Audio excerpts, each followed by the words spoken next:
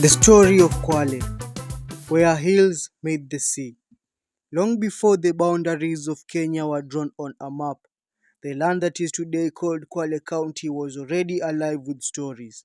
The sea whispered songs of fishermen, the forest guarded the secrets of hunters, and the red earth carried the footprints of generations. The sacred Kaya forests.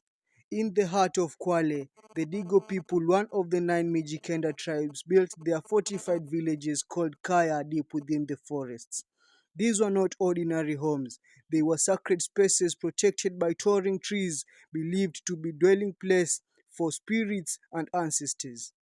The elders would meet under the ancient baobab trees to make decisions, perform rituals, and seek blessings. To cut down a tree from the Kaya without permission was to offend both the living and the dead. Even today, Kaya forests of Kwale are protected as UNESCO World Heritage Sites, standing as guardians of culture and heritage.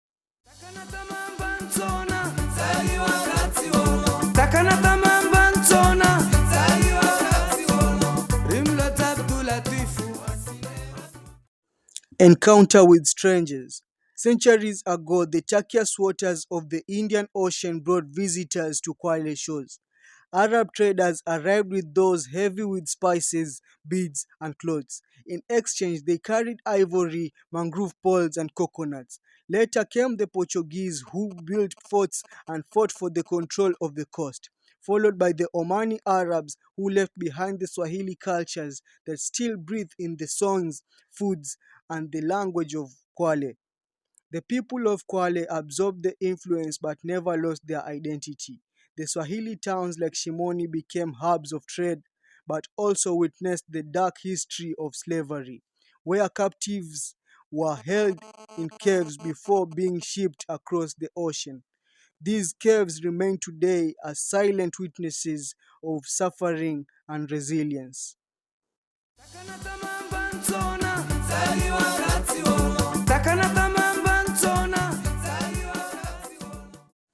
The spirit of resilience. Kwale is also remembered for its brave daughter Mekatilili or Menza, a Giriama woman who rose against the British colonial rule in the early 19th. Though she came from Kilifi, her influence spread across the coast, inspiring even the people of Kwale to defy the forced labor and taxation. In Kwale villages, her name is still spoken with pride as the mother of resilience.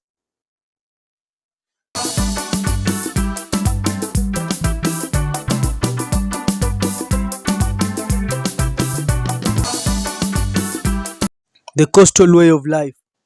Life in the coast has always been tied to the land and the sea.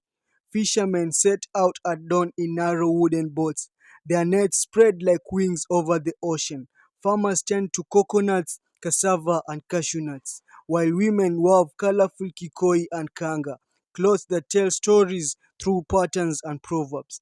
Music and dance, especially the chakacha and taarab, carry the rhythm of the Swahili coast.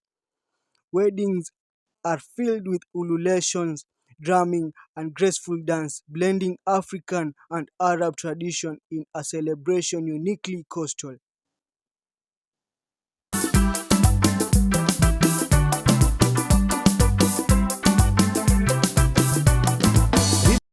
Kwale today.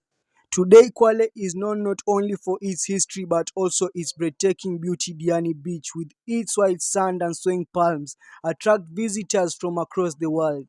Yet, beyond the resort lies the living heartbeats of the people whose culture is rooted in respect for the ancestors, the land, and the sea.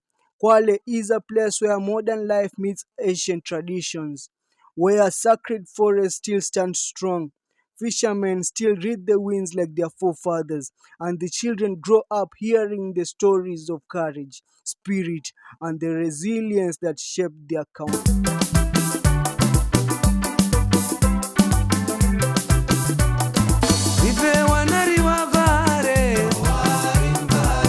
Kwale's story is one of heritage and survival of a people who, through the tides of trade, colonization, and modern change, have kept their identity alive.